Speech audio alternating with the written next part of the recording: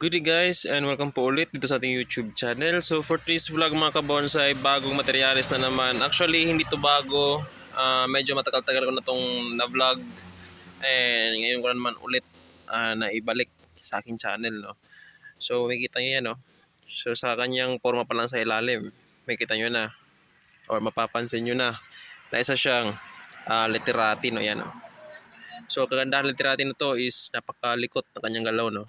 Yan. Ito yung base niya. Yan. So, punta natin sa itaas. Yan. Yan. Makikita nyo sobrang likot niyan. Yan. Yan o. Makikita nyo. Paliko-liko yan. Liko-liko yung kanyang galaw. Yan o. Yan. So, yung front ko sa kanya is dito banda. Yan. Yan yung front ko. Noon, ganito yung front ko. Kaso sobrang layo na nito. Yan. Pero pwede naman dito. Pero yung pinili ko, dito na lang. Yan. Para mas leaning siya dito sa front, no. Yan, makita niyo yung side. Yan, no. Leaning siya papunta sa harap. Yan. So maganda pa rin yung kanyang liko-liko. Yan, liko-liko ng kanyang katawan. So sa pag-branch selection naman ng ating materials, actually natapos ko na to noon, pero semi pa lang. Pero yung ginawa ko sa kanya is inulit ko. Kasi nga hindi ko nagustuhan yung kanyang pagkakalatag, no? So inulit ko na naman. Then ito na siya. Yan.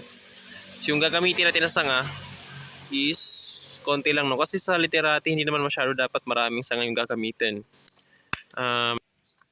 Actually kahit isang sanga lang or tatlong sanga pwede na sa literating, no? So sa literating ito is gagamitin natin is isang sanga lang para sa first branch and the rest is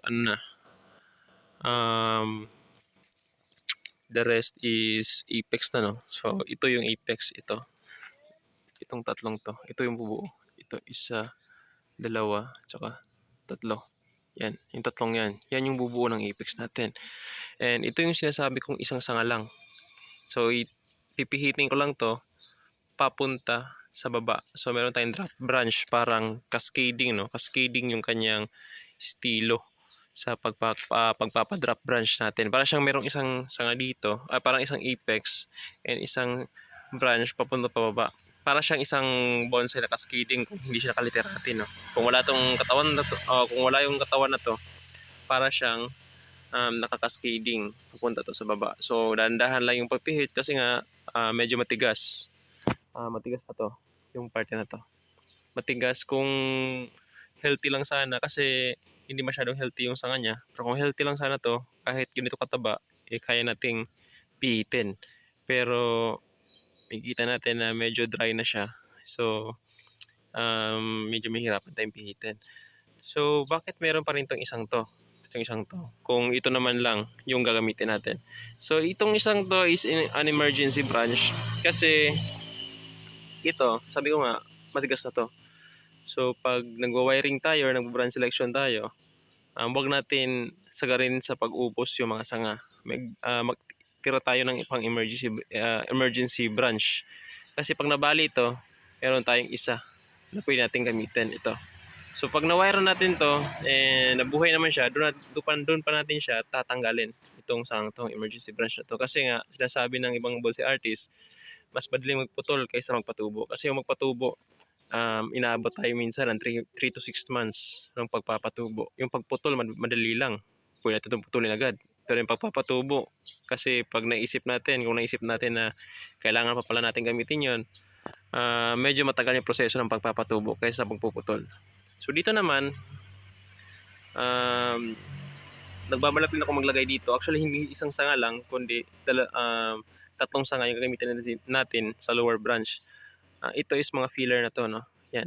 Pwede naman to wala, pwede to meron. So hindi ko muna tinatanggal kasi nga baka gagamitin pa natin, no?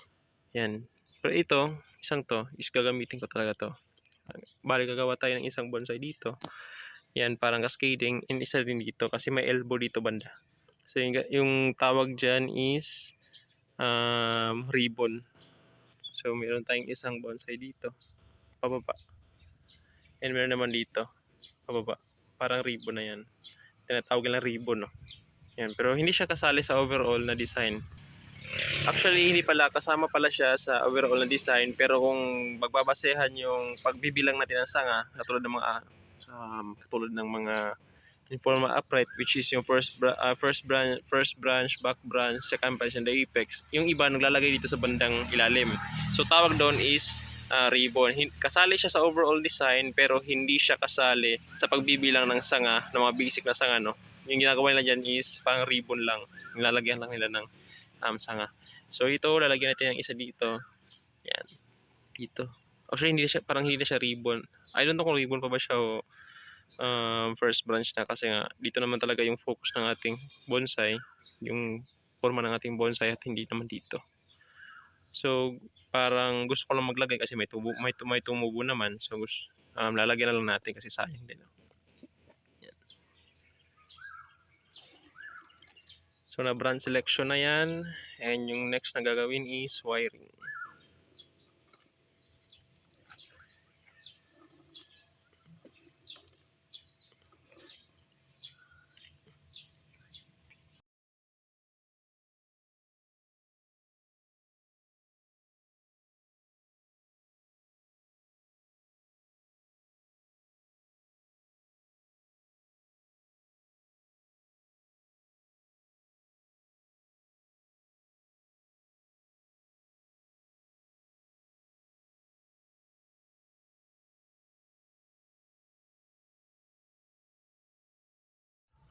So yan na siya guys, no.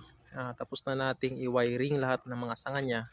And ito yung sinasabi ko na pag nag-wiring kayo, kung sa tingin nyo alanganin i-wire, or sa tingin nyo mababali talaga sa pag-wire, maglagay kayo ng emergency na branch. Tulad dito, emergency yan. Kasi yung nangyari dito, nabali ito. Kasi sobrang lutong na mga sanga niya. Pero yung pagkakalutong ng bantigi, pwede naman siyang maiwasan pag healthy yung inyong tanim. Alaga siya sa abono and alaga din siya sa dagat. Magiging flexible yung mga sanga niya. So unlike dito sa ating bantigi, medyo hindi nga siya healthy.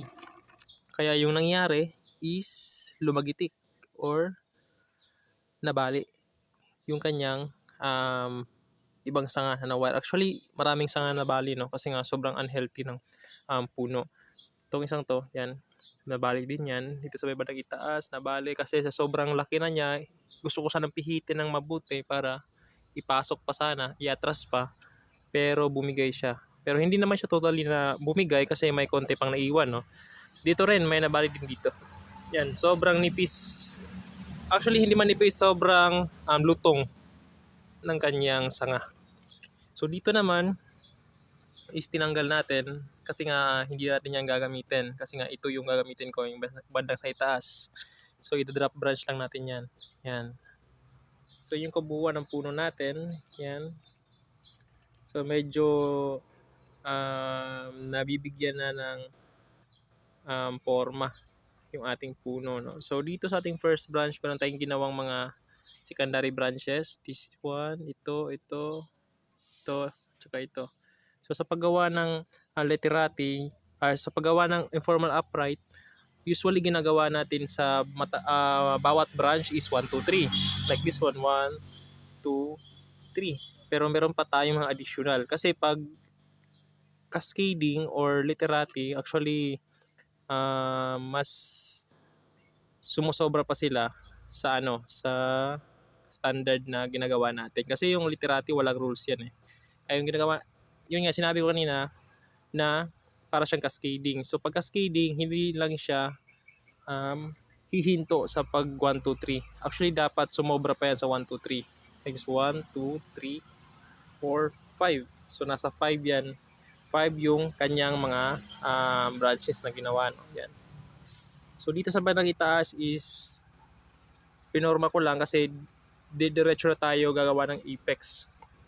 Yan, dyan sa itaas. So yung ginawa ko sa kanya, literati, walang rules yan, no? First branch, diretso, apex na.